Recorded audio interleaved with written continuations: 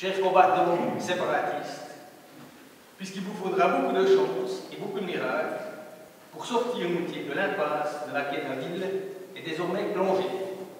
Monsieur Leschaux, elle se fera sans nous. Alors bonne chance et excellente séance. Je vous remercie. C'est à la suite de son discours que Steve Leschaux et les 12 autres conseillers et conseillères de ville antiséparatistes ont quitté la sociétale de Moutier. Aujourd'hui, les anciens députés UDC, PLR et PSJB ont expliqué leurs gestes symbolisant leur démission. L'idée, c'est de marquer finalement qu'il y a quand même une volonté de groupe, même si chacun était individuellement libre de décider de partir et de rester. Et puis il y a aussi l'idée de finalement permettre peut-être aux législatifs de se renouveler et puis autour d'un projet qui a été défini et puis d'avoir un législatif qui est finalement en phase avec l'avenir de la ville, ce qui n'est pas le cas actuellement.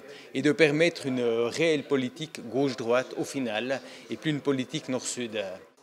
La décision a été prise notamment car les antiséparatistes se sentent minorisés au sein du conseil de ville.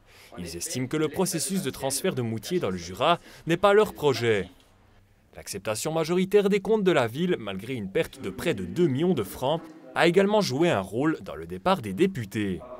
On a clairement l'impression d'avoir été trompé. Vous avez un budget, un petit budget avec un petit dépassement, puis après vous retrouvez avec une facture plus que salée, vous ramassez 2 baffes. Vous voyez le conseil de ville hier soir, ça passait comme une lettre à la poste.